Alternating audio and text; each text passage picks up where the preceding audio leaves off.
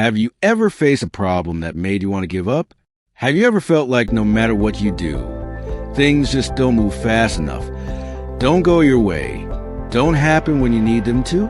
Have you ever been so desperate for results that you destroyed the very thing you were trying to build?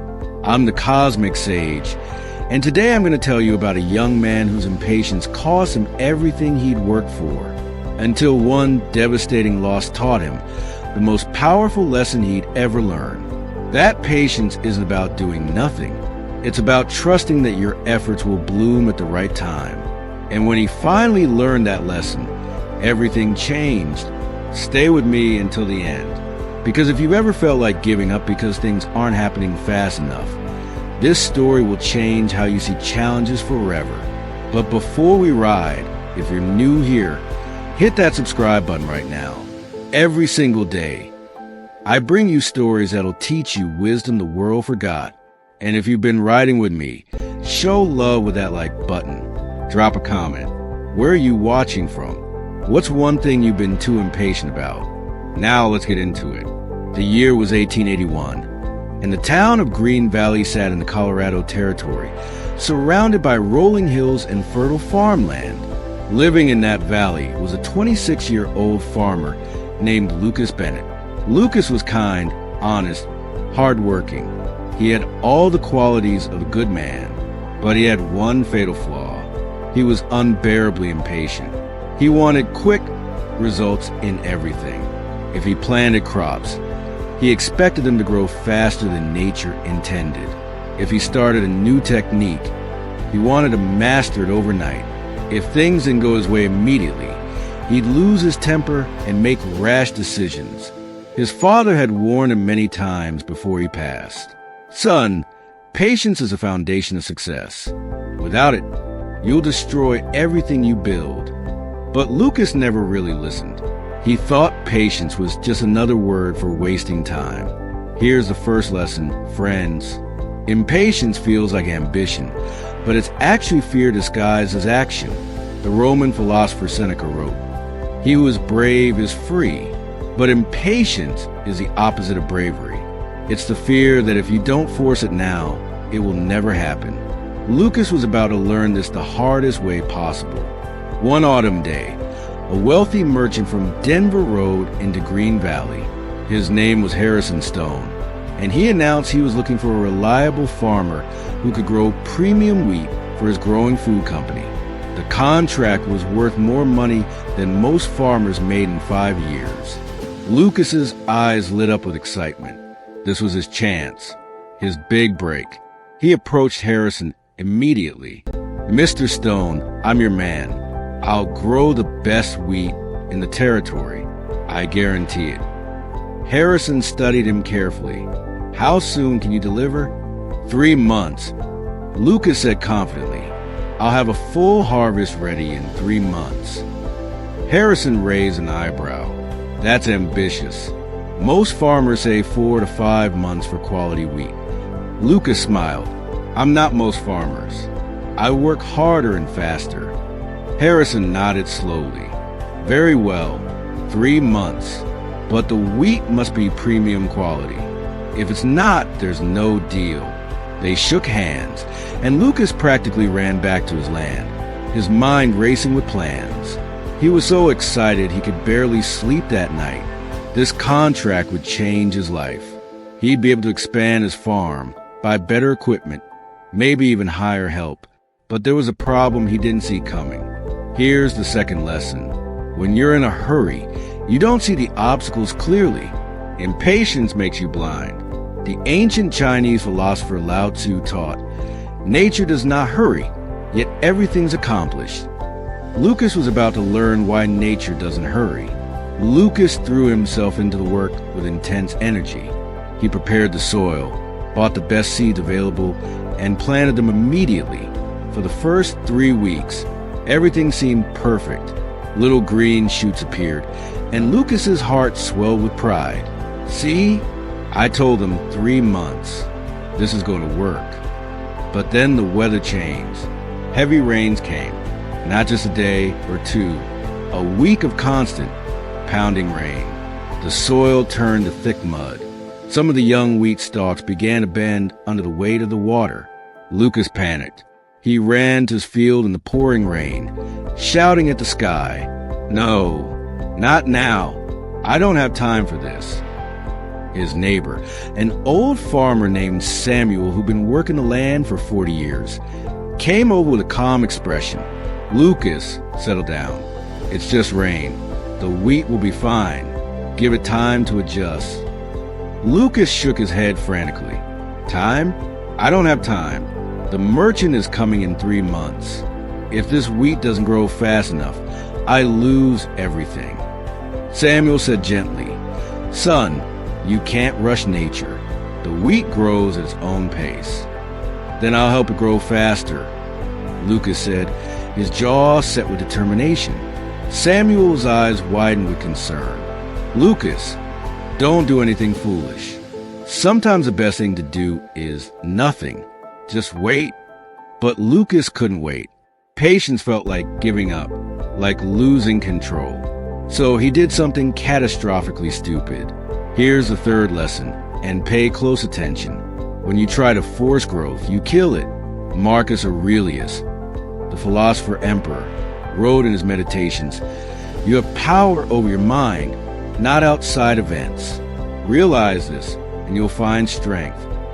Lucas didn't realize this. He thought controlling the outcome meant controlling nature itself. He was about to pay a terrible price for that belief. The next morning, the rain finally stopped. Lucas went to his field with a shovel. He was convinced that the wheat wasn't growing fast enough because the roots weren't developing properly. "I'll just check," he told himself, "just to make sure they're growing right." He knelt down and started digging around the first plant. Carefully pulled it up to examine the roots. The roots looked fine, small but growing. But now the plant was out of the ground. "I'll just replant it," he thought. He checked another plant, then another, then another. He told himself he was being thorough, being proactive, taking control. But what he was actually doing was destroying everything he'd worked for. By midday, Lucas had pulled up nearly a third of his wheat crop. Some he replanted, some broke in his hands. Some he left lying in the mud, their roots exposed to the air. He was so focused on helping that he didn't realize he was killing. When Samuel came by later that afternoon and saw what Lucas had done, the old man's face went pale. "Oh, Lucas, what have you done?" Lucas looked at the field, really looked at it for the first time. It was devastated. Plants lying everywhere, roots exposed, soil disturbed. The healthy green field from the morning was now a muddy graveyard. Lucas fell to his knees. I was trying to help them grow. I was trying to make sure they were okay." Samuel knelt beside him. "Lucas, when you plant a seed, do you dig up every day to see if it's growing?" Lucas shook his head, tears streaming down his face. "No." "Then why did you do it now?" "Because I was scared. Scared it wouldn't work. Scared I'd fail. Scared I'd lose my chance." Samuel put a hand on Lucas's shoulder. "Fear makes us do foolish things. You can't control nature. Son, you can only work with it. And working with nature requires the one thing you don't have." "What's that?" "Patience." Here's the fourth lesson. Patience isn't passive. It's the active choice to trust the process, even when you can't see the results yet. The writer and speaker Jim Rohn said, "Patience is a virtue, and I'm learning patience. It's a tough lesson." Lucas had just learned exactly how tough. That night, Lucas couldn't sleep. He destroyed his own crop. The contract was impossible now. He'd failed before he even really started. The next morning, he went to Samuel's house. "Samuel, I've lost everything. What do I do?" The old farmer poured him coffee and sat down across from him. "You start again." Lucas looked up, surprised. "Start again? There's not enough time. The merchant comes in less than 3 months. Then you go tell the merchant the truth, that you made a mistake, that you need more time. And if he says no, then you accept it and plan anyway. Not for him, for yourself, to prove you can do it right. Lucas felt a weight lift slightly. But what if I fail again? Samuel smiled. Then you'll have learned that failure teaches better than success ever could. But this time, you do it differently. How? This time, you practice patience.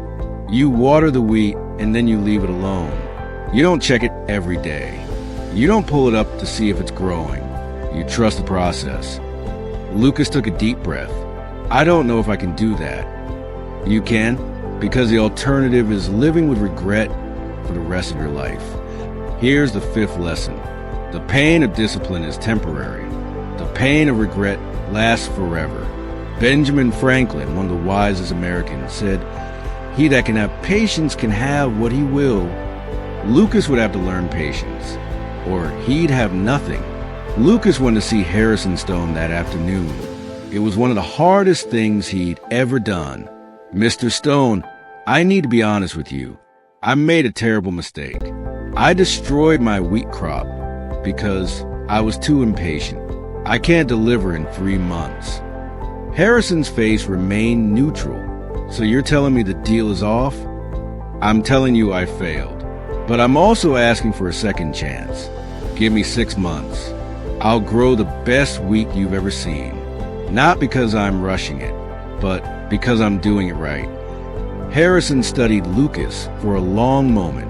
Most men would have lied to me, would have tried to deliver poor quality wheat, and hoped I wouldn't notice. You told me the truth.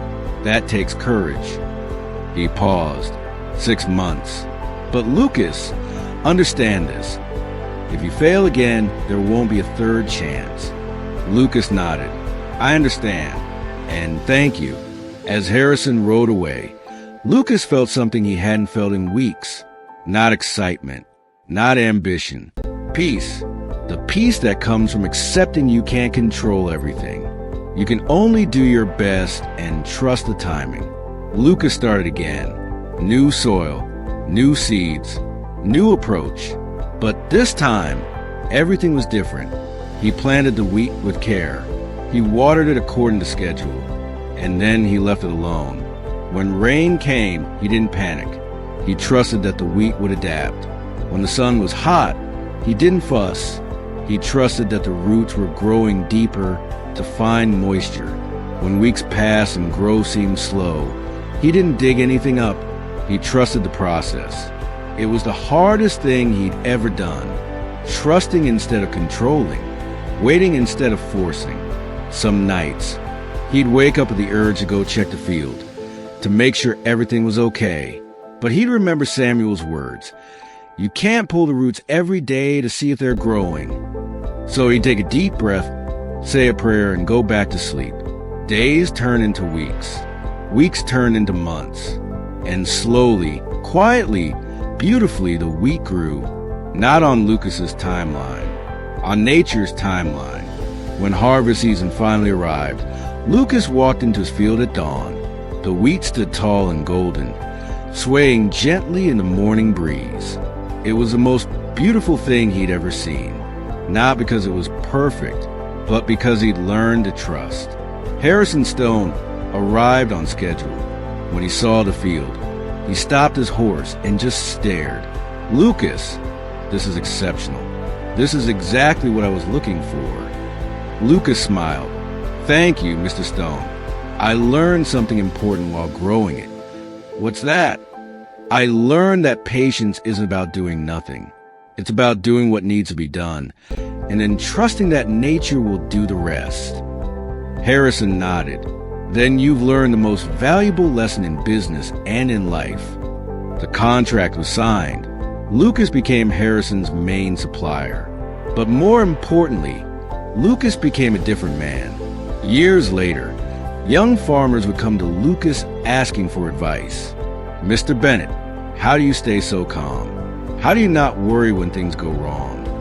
Lucas would smile and say, because I learned that some problems solve themselves if you give them time. Not every problem needs to be fixed today.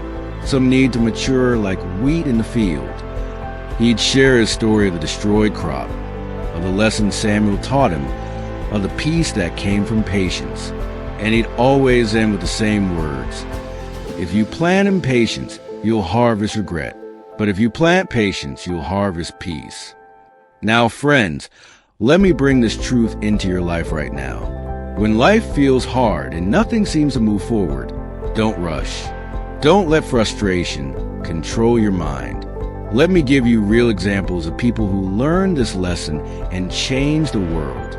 Colonel Sanders started Kentucky Fried Chicken when he was 65 years old.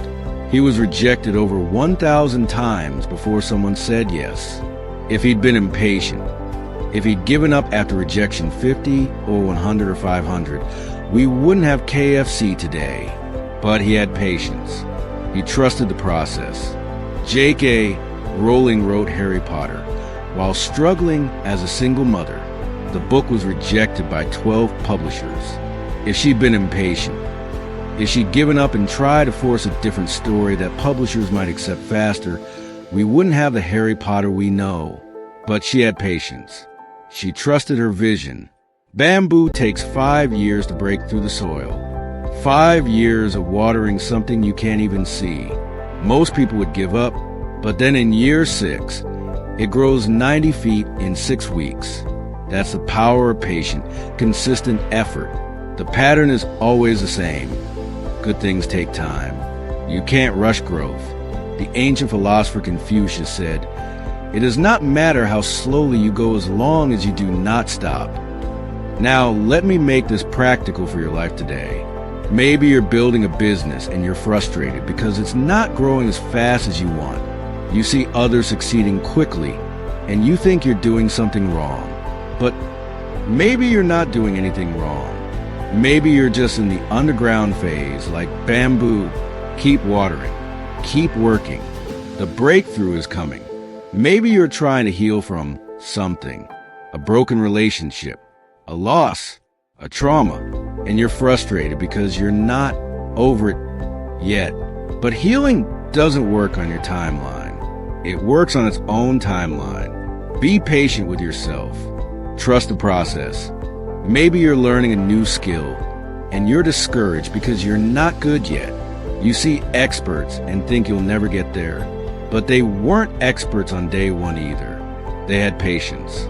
They trusted that practice, done consistently over time, would bring mastery. Maybe you're waiting for a breakthrough in your career, your finances, your life, and the waiting is killing you.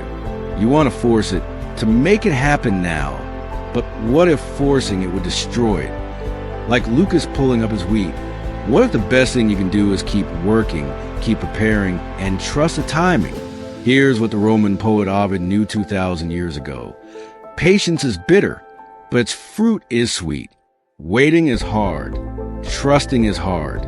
Not controlling is hard. But the fruit that comes from patience is sweeter than anything impatience could ever force. Here's your challenge. Think about one area of your life where you've been impatient, where you've been trying to force results, where you've been pulling up the roots to see if they're growing. For the next 30 days, practice patience. Do the work, water the seeds, then step back and trust. Stop checking every day for results. Stop comparing your timeline to others. Stop trying to force what needs time to develop naturally. And watch what happens when you stop destroying your own harvest out of impatience. Because here's the truth Lucas learned, and I'm teaching you. Patience isn't weakness. It's strength. It's wisdom. It's understanding that timing is everything. Even the strongest trees take years to grow. Even the brightest stars need darkness to shine. Your moment will come. Maybe not today, but soon. And when it comes, it will be worth every second you waited. Before you go, I need something from you. If this story touched your heart, if it reminded you to stop rushing and start trusting, share it with someone who needs this message today. Drop a comment below. Tell me, what's one thing you're learning to be more patient about? Let's build a community of people who understand that good things take time. And if you haven't subscribed yet, hit that button right now. Every single day, the The Cosmic Sage brings you stories that'll change how you see challenges. Hit that like button. Share this with someone who's being too hard on themselves for not seeing results fast enough. This is a Cosmic Sage, reminding you that patience isn't about doing nothing. It's about trusting that your efforts will bloom at the right time. Lucas Bennett destroyed his wheat because he couldn't wait for nature's timeline. But when he learned to trust, when he learned to be patient, everything grew exactly as it was meant to. The Persian poet Rumi said, "Patience is not sitting and waiting, it is foreseeing. It is looking at the thorn and seeing the rose, looking at the night and seeing the day." Your rose is growing. Your day is coming. Don't pull up the roots to check. Water it, trust it, wait for it, because patience isn't just a virtue. It's the solution to life's biggest problems. Until tomorrow, friends, don't let impatience steal your peace. Your harvest is coming. Trust the timing. Trust the process. Trust that everything beautiful takes time.